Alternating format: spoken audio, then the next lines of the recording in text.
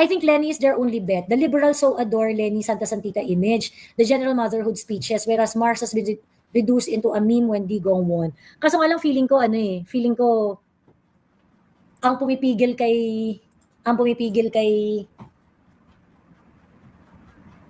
BBM na kunin si Mama Lenny as candidate or supporters. Kasi ganito, hindi mananalo ang mga DDH kung hindi sila mag-unite. So ang question is, okay, mag-unite tayo. Sinong gagamitin natin na kandidato? I think Mar Rojas is the most fitted, he is the most fit person para sa unification. He doesn't have he doesn't have the vote. Pero kung hindi tatakbo si Mama Lenny, pwedeng matransfer yung mga yellows, hardcore yellows, pink, pwede lang iboto si Mar.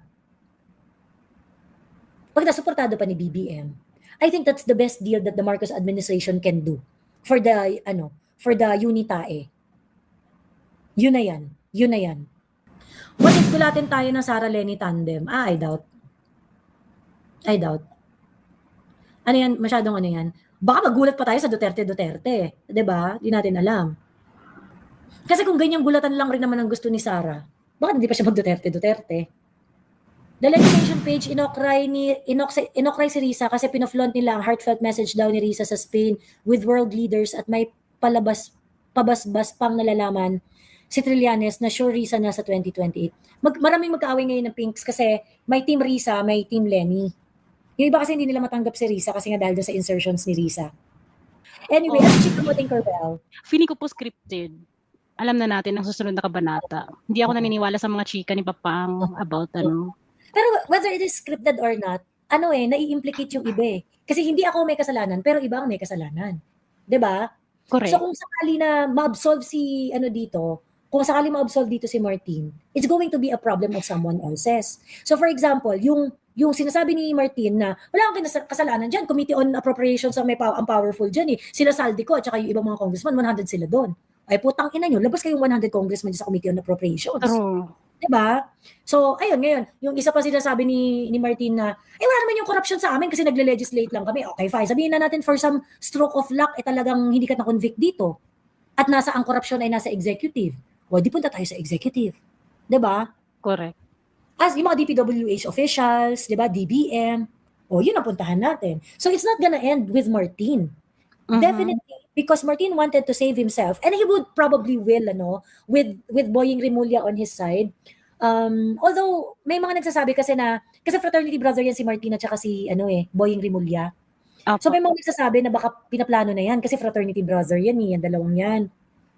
Baka hinahanda na yung daan para sa double jeopardy. Ganun. Correct. Yun yung usap-usapan ng iba.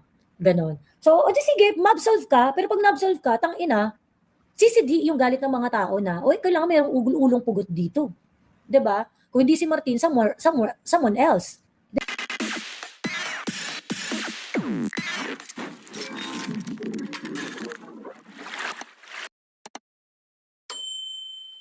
Hindi po to live po ito. Pag si Grace po tumakbong presidente sa 2028, alam na this. Well, mukhang possible na isa sa mga reason kaya nag-announce si Mama Lenny na hindi siya tatakbo. Well, number one, perhaps she wanted to be really taken seriously as a formidable politician. Hindi na siya tatakbo kasi ang mapapala lang naman talaga niya pag tumakbo siya sa 2028, campaign funds lang naman talaga eh. Campaign funds lang naman talaga. Si Mar Rojas lumalabas. Nilalabas siya ni BBM. So si BBM, and I think sa perspective ni BBM, kung makikipag-alyansa na rin lang naman ako sa Dilaw at uubusin ko ang aking capital, political capital, dito ko na uubusin kay Mar Rojas kasi at least ito kamag-anak ni Lam. 'Di ba? 'Di ba? It makes so much sense, 'di ba? La Sherda is rumored to have a cabinet position soon. And probably si Mar Rojas, they're going to push him as they're going to push for him as a president in 2028. Kasi kung ikaw si Bongbong, makikipag-alay ka sa mga yellows at saka sa mga pinks. Bakit si Mama Lenny pa? 'Di ba? Bakit si Mama Lenny pa? Si Mar na lang. Same sira rin naman yung aabutin mo eh. 'Di ba? Same pangungutsari naman ang aabutin mo, at least dito na, kamag-anak mo pa. Miss Joey, can the BBM camp put the blame to DBM? Hindi. DBM is under the president. Not unless the president would be able to show na meron siyang desisyon na contrary do sa ginawa ng DBM. Pero even that, meron siyang ano dyan. Meron siyang negligence dyan. Hindi po pwedeng maging negligent si DBM na walang negligence si BBM.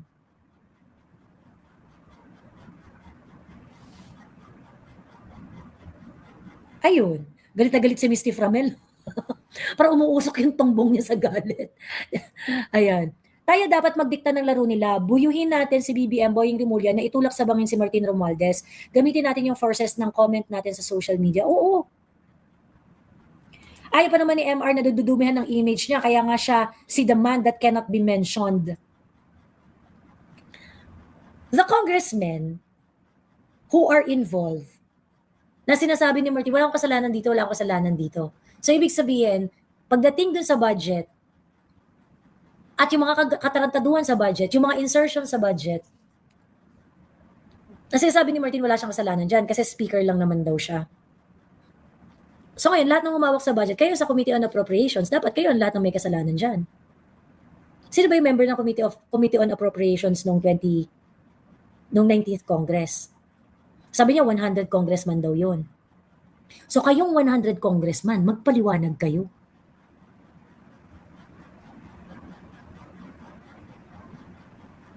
Diba? Sino ba yung mga isinubo dito ni Martin? Hindi daw siya, wala raw siyang kinalaman sa budget kasi ang Committee on Appropriations, 100 congressmen, wala man daw siya control doon. So may control si Saldico kasi siya yung chairman ng Committee on Appropriation. So siya yung nagdidikta dun sa 100 congressman. So yung 100 congressman, magpaliwanag kayo. Doon sa unprogrammed funds, doon sa mga flood control projects. Paano na-insert yung mga yon? I think Lenny is their only bet. The liberals so adore Lenny Santa Santita image, the general motherhood speeches, whereas Mars has been reduced into a meme when Digong won. Kaso nga lang feeling ko ang pumipigil kay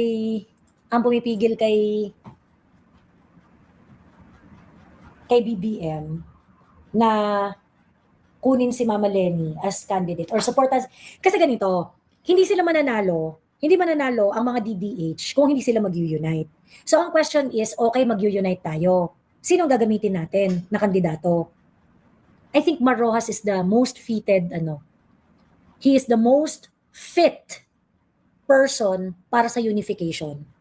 He doesn't have he doesn't have the vote. Pero kung hindi tatakbo si Mama Lenny, pwedeng matransfer yung mga yellows, hardcore yellows, pink, pwede lang iboto si Mar. Pag nasuportado pa ni BBM, I think that's the best deal that the Marcos administration can do for the UNITAE. Yun na yan. Sabi ni Happy Fam, yes, Mar. Yan ang acceptable sa bangag. Bakit? Kasi pag naglagay ka ng Bam, Risa, or Lenny, kung sakasakaling the tide is going to be on their favor at nanalo sila, tingin mo hindi nila i-impeach si Bongbong Marcos? Or tingin mo hindi nila kakawawain ng Marcos family? Kakawawain nila ng bonggang-bongga yan. Tingin mo hindi nila tatalikuran ng sila Marcos? Kahit sinuportahan sila niyan, tatalikuran sila niyan. Kung si Mar, kamag-anak ni Lisa yan. 'Di ba? Chris, I don't think Chris is going to win eh. Hindi man politician si Chris. Tsaka ang daming pwedeng negative na iba to kay Chris. At least si Mar, maraming negative na pwedeng iba to sa kanya kasi politiko naman siya. Si Chris Aquino, yung mga political issues na ibabato sa kanya, I don't think she can overcome it. Mas may chance pa si Mar na i-overcome yung kanyang mga issues as a politician. Ganon. Kung si Grace po, kapatid daw ni BBM, according sa chismis noong araw, yung pa isa, ayun lang. In fairness, ang dami niyong gustong makichismis. Bakit ang dami niyo ngayong gabi? But Mar is weaker choice. Pinakamalakas na yata is base, asan yung comment na yan? Ito. But Mar is a weaker choice. Pinakamalakas na yata sa base nila last election is BAM. But that is not the real vote. Yung kay BAM, yung BAM number 2, 'di ba? Pero hindi yun yung totoong number ni BAM. Hindi yun yung totoong number ni BAM. And I don't think they're going to choose BAM as the front runner.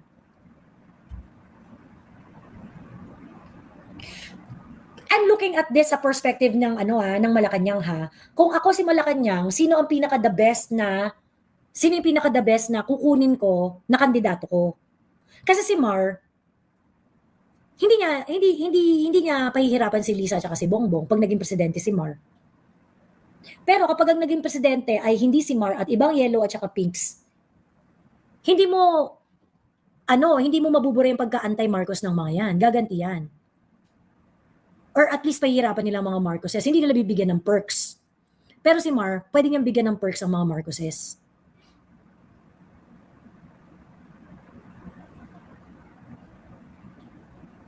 What if gulatin tayo ng Sara Lenny tandem? I doubt.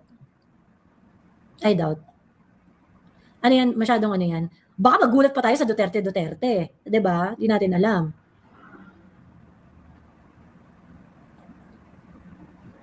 Kasi kung ganyang gulatan lang rin naman ang gusto ni Sara, bakit hindi pa siya mag-Duterte? Sign na si Mar Rojas na ang pinili ni BBM pag madalas na ipakita or ibenta ng gusto si Pepe and Pilar. Agree.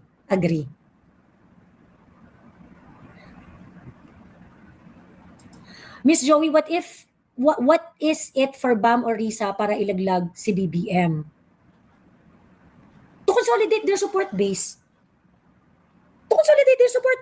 To justify that the alliance with the BBM administration is just a tactical alliance. There is no incentive na irespeto yung alliance with BBM for BAM and RISA. The only justification ng alliance ng BAM, RISA, and Bongbong Marcos administration is a tactical alliance, strategic alliance. Yun lang. Nothing else. Ngayon, kapag tinutuhanan nila yung alliance na yan, yung mga natitira nilang hardcore anti-Marcos, wala na. Di ba kaya nga nila siniselya na, hindi, kayo maging open-minded kayo. Kailangan nating makipag-alay sa BBM administration kasi tactical alliance lang naman to eh. For the sake lang of getting the power back to us. Pero kapag tinutuon nilang alliance sa BBM, tangina, away yan. 'Di ba? Madam Joey, alala mo po yung nagsalita si Angara noong Teacher's Day? Sinabi niya si speaker na daw ang bahala sa taasan ng budget ng education. True. Kaya imposible wala siyang kinalaman eh. Kasi siya ang nagde-decide.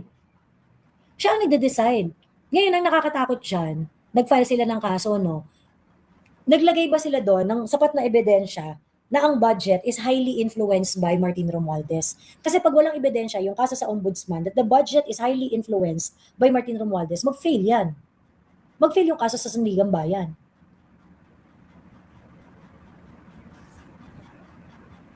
Miss Joey, di ba kayo ni Sas nagsabi noon, if you sit by the river long enough, the bodies of your enemies will float by? Oo. Totoo. Kaya nga ako, naghihintay na lang ako ng mga patay na naghihintay na lang ako ng mga bangkay na rin ng ilog. Ayan, nag-aantay lang ako. Para dumadami na nga eh. Queuing na nga yung mga bangkay eh.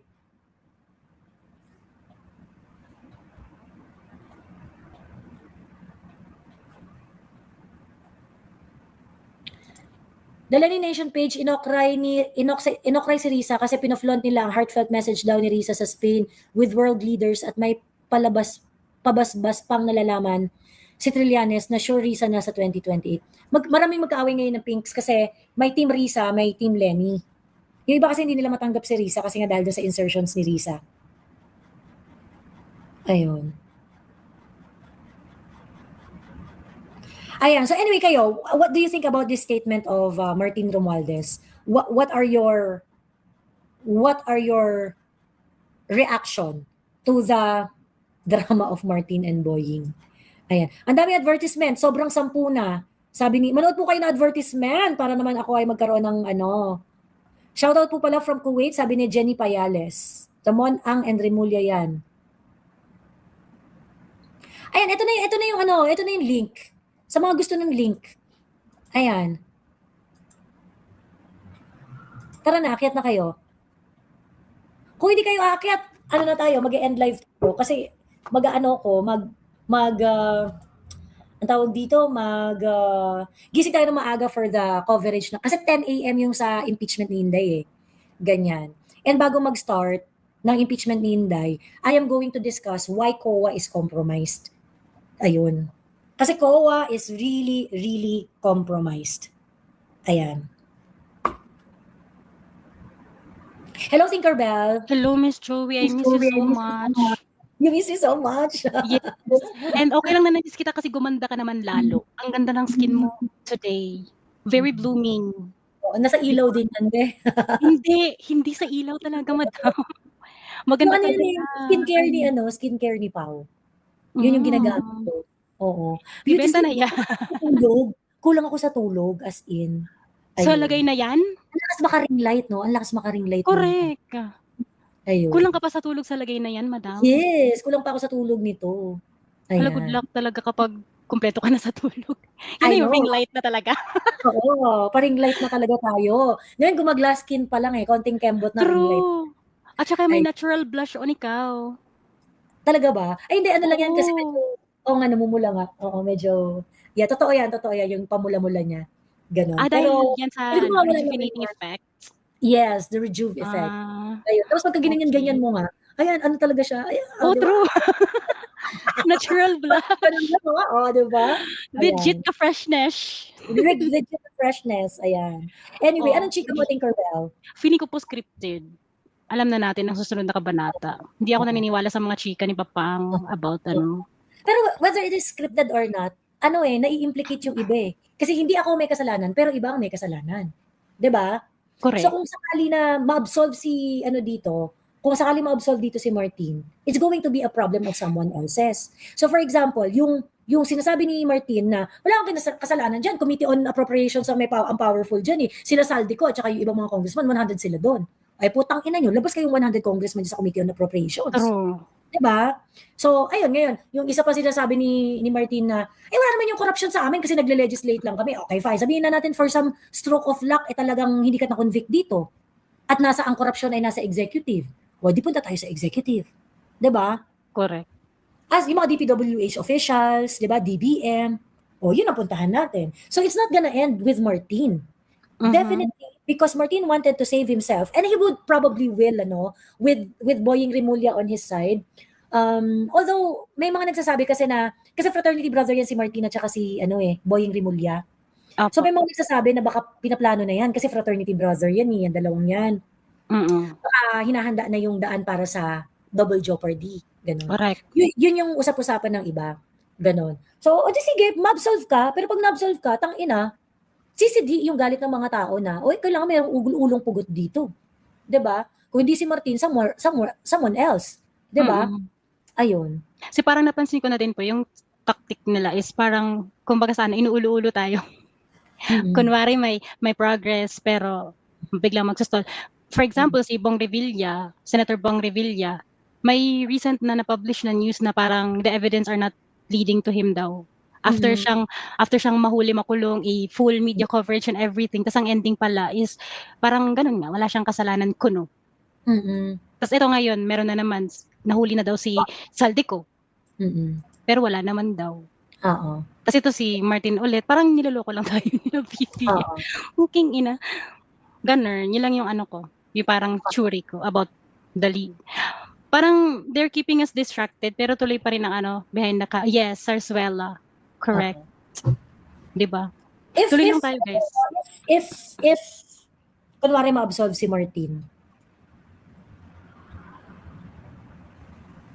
Not surprised. Makasuhan yung iba. Nakakatakot kasi dito, baka gamitin nila yung formula ni Martin. Alam mo, sa totoo lang, capable talaga yan si Martin na gumawa ng legal narrative para ma-double jeopardy siya. Oo. Kasi yan, hindi naman tanga yan eh.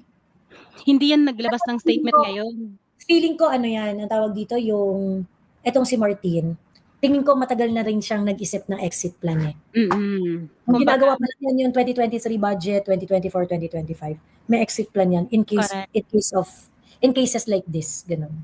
Ang linis ng pagkakagawa nga nila ng mga maleta, wala silang exposures sa mga lugar na sinesend yung money, hindi direct directly nagre-report sa kanila yung nagko-collect ng money, pwede nilang i-deny na wala silang kinalaman. Pare-parehas sila ng strategy ni ni BBM na parang napunta kay yung sa ES at saka dun sa pamangkin niya yung blame bigla.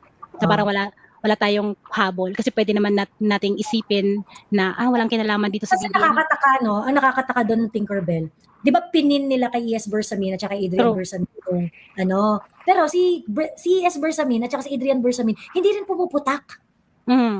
Di ba? Yung parang if you remember it, meron akong nilabas na document allegedly galing kay Saldico. Ang sinasabi doon ni Saldico is that 100 billion per year ang pinapa-insert ni BBM sa budget.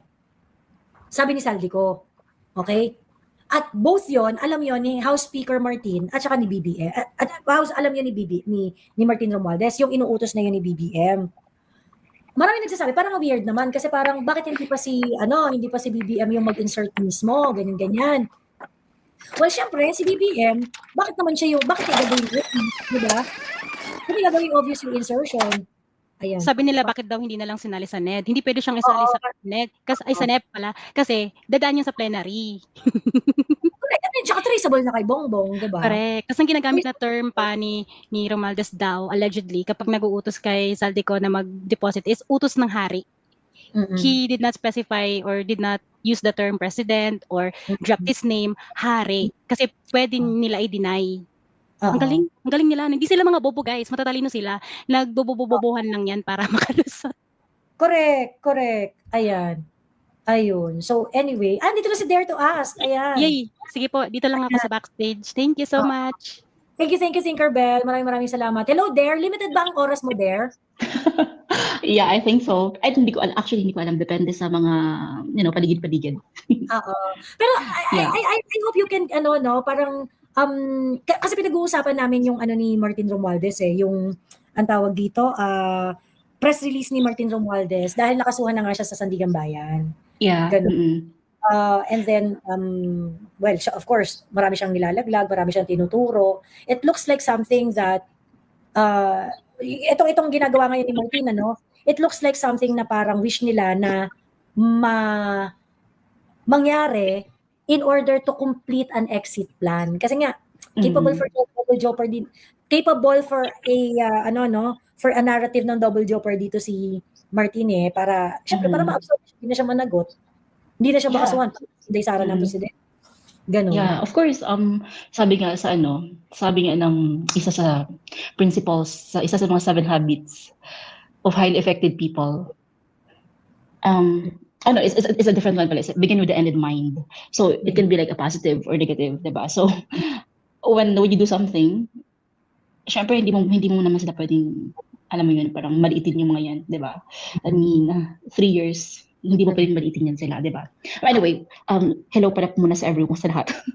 Hello everyone. Yeah. So, Wait lang Clyde, I am invisible at saka Benga Balls. Diyan lang kayo ibababa ko lang kayo saglit kasi baka mag-discuss to si Dare to Ask ng tungkol sa budget dahil limited lang oras nito Ayan, i-take advantage natin si Dare. Ayan.